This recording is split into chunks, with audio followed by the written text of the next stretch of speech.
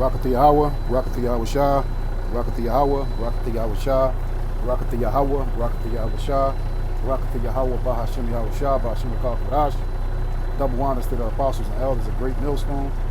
Peace, blessings, and salutations to the hopefully elect and the sincere Akian, pushing this word, pushing their lives and their freedom to do so. And the brother Mayim coming to you with a short lesson on, the hopelessness, that 2/3 of Israel is suffering from. I came into an encounter with Jake at my job at one of the work sites that I go to. And sometimes the spirit hop on me, to strike up a conversation with Jake. And this morning I threw the net out there for Jake to check the temperature to see where his spirit was at. So I asked him, why you think they canceled Yay?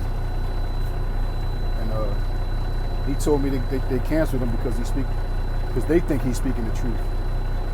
But then as the conversation went on, Jake has said that this world is fucked up and it'll never change.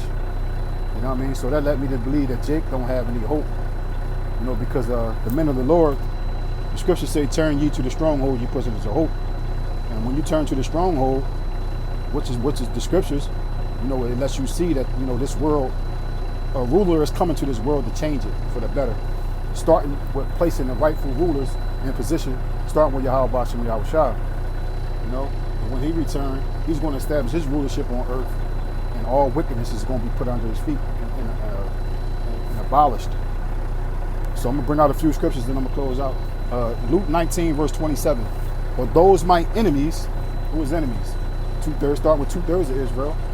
The Sleazy E, the Amalek, Moab, Ammon, Ishmael. They all are the Lord's enemies. Because they had us, they conspired against with each other, to put us into subjection, which would not that I should reign over them, bring them hither and slay them before me. So anybody that's in opposition to Yahweh Bashem Yahweh Shah rulership, they're going to be put to sleep, and rightfully so. I'm gonna jump to Psalms.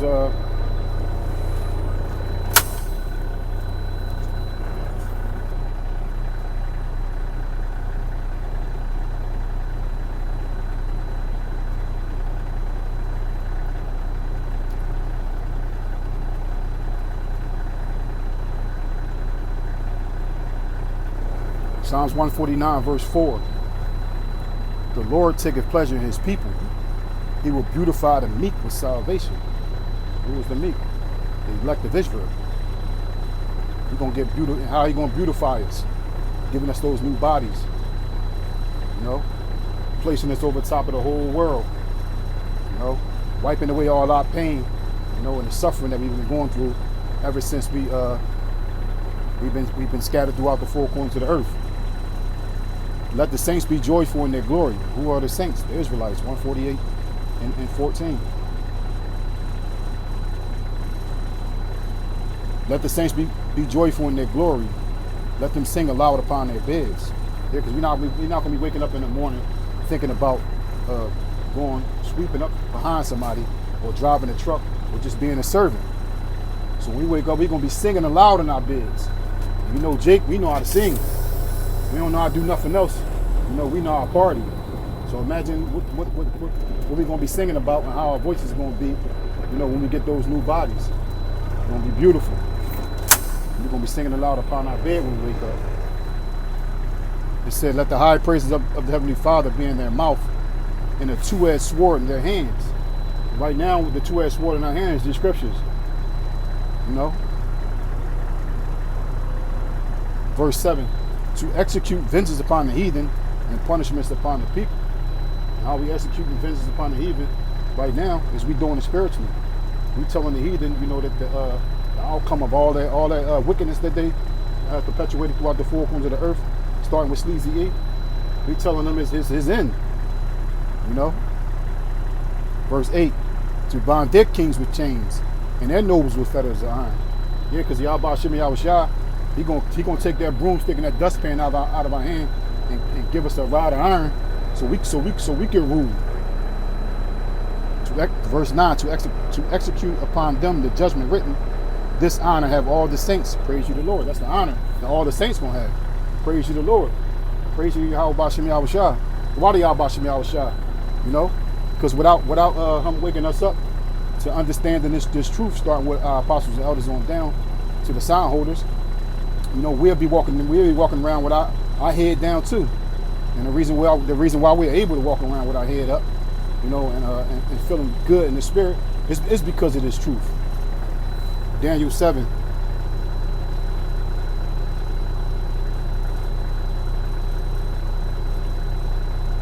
Daniel 7 verse 13. And I saw in the night vision, and behold, one like the Son of Man, Yahushua, with the clouds of heaven, thousands of angels, and came to the Ancient of Days, Yahweh, and they brought him near before him. And there was given him dominion, rulership, and glory, those new bodies, and a kingdom, you know, this whole world, that all people and nations and languages should serve him. All people and nations and languages is going to serve Yahweh Shem Yahushua. And serve him. His dominion is an everlasting dominion. His rulership is an everlasting rulership, which shall not pass away, and his kingdom that which shall not be destroyed. Why do Yahweh Shem Yahushua, you know, for numbering, you know, hopefully numbering us among the elect, you know, and giving us and making us heirs to the kingdom.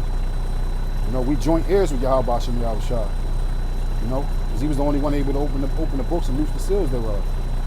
You know, he came down here and he sacrificed himself for the remission of the elect sins. Not the whole world, just the elect. You know? So to Wada Yahweh Shem Yahushua for bringing me to this truth, and breathing this breath of life in me. You know?